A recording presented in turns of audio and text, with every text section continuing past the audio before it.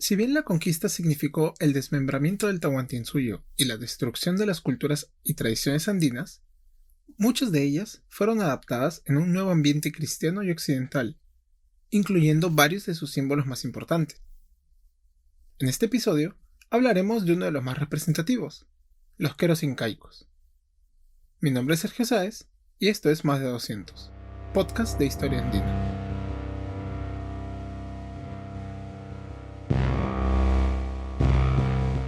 Desconocemos mucho sobre nuestro pasado. Desconocemos cosas como la existencia de templos a lo largo de nuestro territorio desde hace más de 4500 años. Desconocemos que el quechua no es una única lengua. Desconocemos que Túpac Amaru no fue el primer cacique en rebelarse. Desconocemos que el abandono nos ha hecho perder muchísima de nuestra historia. Únete a nosotros en la aventura de evitar que el olvido nos robe el pasado y compartamos la aventura de redescubrirlo.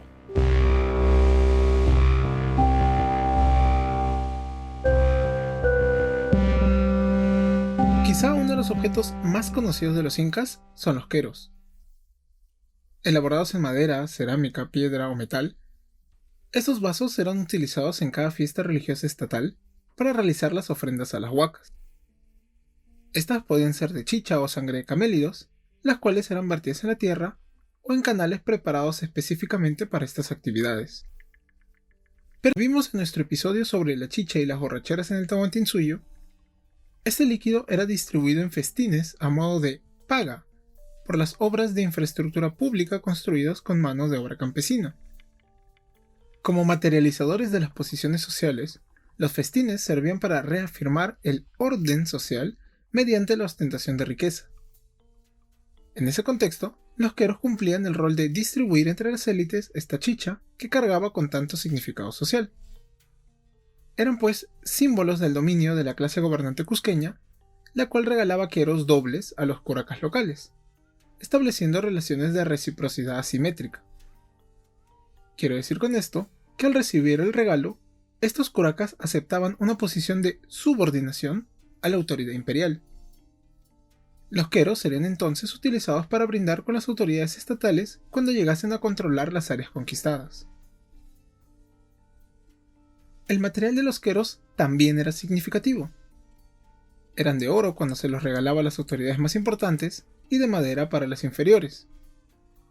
Tristemente, de los primeros tenemos muy pocas evidencias porque fueron destruidos en masa cuando los conquistadores saquearon las riquezas del Tahuantinsuyo y los sobrevivientes cayeron durante las campañas evangelizadoras que vieron en el consumo de chicha una continuación de los rituales paganos. Es por ello que los queros que se han podido conservar son los de madera, los cuales, felizmente, conservan varios elementos que nos permiten identificar los significados que cargaban. A diferencia del arte moche o nazca, la iconografía incaica no presentaba elementos naturalistas, sino que en ella predominaban las figuras geométricas como rombos, cuadrados, escaleras, zigzags y una combinación de ellos formando tocapus, es decir, figuras cuadrangulares con diseños interiores que fueron símbolos de la clase gobernante incaica y que transmitían ideas y conceptos, y que incluso han sido propuestos como una forma de escritura por Victoria Lajara y otros investigadores. Entre las pocas figuras que no fueron abstractas, encontramos camélidos esquemáticos, moscas, helechos y escasas figuras humanas, estas últimas muy excepcionales. Pues bien, los queros también tuvieron estas características del arte incaico general. Los ejemplares de madera que se han conservado presentan esta típica iconografía abstracta de tocapus. Estos seguían bandas horizontales en donde se repetían varias veces. En algunos casos encontramos camélidos o brazos estilizados acompañando estos tocapus, pero son escasos. Todas estas figuras estaban talladas en los vasos y solo ocasionalmente se utilizó pintura en ellas. Como hemos mencionado, estos fueron los queros utilizados por las autoridades de rango más bajo en la administración imperial, por lo que destaca la sencillez de estas vasijas ceremoniales. Sobre las vasijas de oro y plata es muy poco lo que podemos decir.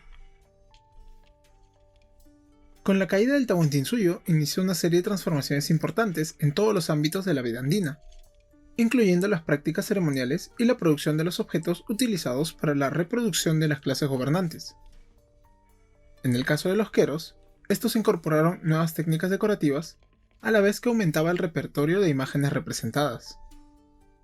Los nuevos queros son conocidos como queros transicionales, y en ellos se aplicó la técnica de la laca incrustada para pintar las nuevas figuras de otorongos, cóndores y loros que empezaron a dominar en su arte, en desmedro de los tokapus que pasaron a una posición secundaria. Los queros transicionales marcan justamente la transición del arte netamente incaico a un nuevo arte colonial, por lo que su uso se extenderá durante todo el siglo XVI hasta que fueron reemplazados por los nuevos queros narrativos, que ahora sí rompían totalmente con los cánones artísticos incaicos. Ya hemos visto que en su tradición, lo más importante eran las figuras abstractas que transmitían significados para aquellas personas que conocían los códigos de la clase gobernante. A diferencia de otras sociedades andinas, los incas no buscaron representar directamente los elementos de su pasado, los cuales eran más bien registrados en los quipos narrativos, de los cuales hemos hablado en un episodio, o en las desaparecidas tablas pintadas. Es por ello que el nuevo estilo de los queros narrativos es tan radical. Por primera vez empiezan a utilizarse estos vasos ceremoniales para contar pasajes de la historia incaica. Las narraciones incluyeron temas como la guerra inca-chanca, la ceremonia de la bebida o la guerra con los antis de la selva, pero también incluyeron acontecimientos más recientes y transformadores como la conquista y las relaciones coloniales hispano-indígenas. Pero no todos los queros narraban historias. Durante el siglo XVII también se vieron innovaciones como la inclusión del bestiario medieval europeo en la forma de dragones, sirenas, centauros y basiliscos, muchos de ellos conviviendo con imágenes del Inca y la Colla con la flor de la cantuta en la misma vasija. Esta irrupción no se restringió solamente a los queros, pues también los vemos en documentos como la nueva Crónica de Huamampoma y el arte mobiliar indígena colonial, como las cruces y cajones tallados. De todas estas representaciones destacan los amarus, antiguas figuras mitológicas indígenas de serpientes que sufren una transformación y se convierten en los dragones malignos de la mitología cristiana. De esta manera, se reinterpretaron motivos europeos en un contexto andino, algo que sucedería con otros elementos no solo artísticos, sino también conceptuales, como fue el caso del demonio cristiano, reinterpretado como el concepto espiritual de Supai. A diferencia de las representaciones artísticas, la función de los queros no varió mucho. Si bien ya no se realizaban las grandes fiestas en donde se redistribuía chicha luego de realizadas obras públicas, los queros seguían siendo elaborados por pares y continuaron como símbolo de la nobleza indígena, a pesar de que ésta se apartaba cada vez más de la clase trabajadora mientras buscaba acercarse a las autoridades europeas imitando sus costumbres y tradiciones. Quizás es por ello que encontramos una adaptación de los tokapus y escudos incaicos, los cuales pasan a tener un valor heráldico, a manera de los escudos familiares europeos. Incluso se llegan a combinar tokapus inca con el motivo del águila bicéfala, una manera de unificar los símbolos de nobleza indígena y europea. A pesar de todos estos cambios, los queros continuaron siendo un símbolo de origen indígena y de la legitimidad de las autoridades de indios. Estos vasos continuaron siendo utilizados a lo largo de la colonia hasta que la rebelión tupamarista de 1780 impuso tanto terror en las autoridades coloniales que éstas iniciaron una cacería para destruir los símbolos de identidad y poder indígena. Los queros fueron algunos de los símbolos prohibidos, perseguidos y finalmente destruidos, por lo que actualmente la información que tenemos sobre ellos es muy fragmentaria y viene de colecciones particulares, productos del saqueo y el robo principalmente, o de comunidades que los guardaron celosamente, protegiéndolos de la persecución. Este es el caso de la comunidad andahuaylina de Chilhua, que utilizaba unos 10 queros, sin sus pares, para ceremonias relacionadas con la actividad pastoril, práctica perfectamente entendible en el medio de la comunidad, pero que se aleja completamente de su función original. Estos queros terminaron por perder toda relación con una ahora inexistente nobleza indígena y se transformaron en un símbolo comunal, en la actual República Peruana.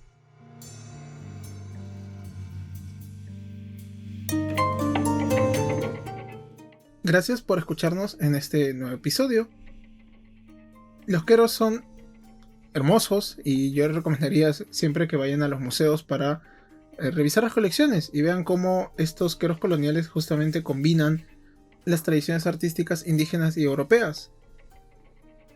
En el Museo de la Cultura Peruana, que está en Alfonso Ugarte, hay una muy bonita colección de queros coloniales y de otro arte mobiliario indígena colonial que creo que les puede gustar.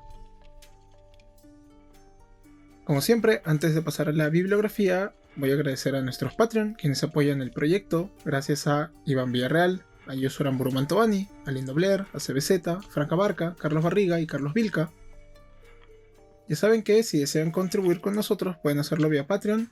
Estamos como más de 200 podcasts de historia andina y pueden suscribirse desde $1, de suscribirse cuando deseen, recordando siempre que los episodios seguirán saliendo de manera gratuita en todas las plataformas como iVoox, Spotify y YouTube. También nos pueden escribir sus comentarios, sus críticas, sus preguntas, sus sugerencias en la caja de comentarios de iVoox, en los comentarios de YouTube o a nuestra cuenta de Twitter más de 200 en números. Sobre este episodio, la fuente más importante ha sido el libro de Thomas Cummins, Brindis con el Inca, la abstracción andina y las imágenes coloniales de los queros, que es justamente el trabajo en donde se hace esta clasificación de los queros en queros incas, queros transicionales y queros narrativos, y cómo ocurre esta evolución de la abstracción indígena a la narración ya con influencia europea. Tiene varias ilustraciones, es muy bonito y bueno, esta traducción al español fue publicada por el Fondo Editorial de la Universidad San Marcos. Un artículo bastante interesante también es el de Manuel Lizárraga, de la Maru al Dragón, el componente clásico y renacentista en la construcción del imaginario andino colonial puesto en los limpis caqueros, vasos pintados de madera de los siglos XVI al XVIII, publicado en la revista Incaliacta. Varias ilustraciones, incluyendo unos cajones bien bonitos de arte indígena con motivos de dragones europeos. Y finalmente, el artículo de Víctor Falcón del 2011, Aproximación a los queros incaicos de la colonia, en la revista Aucaipata número 2.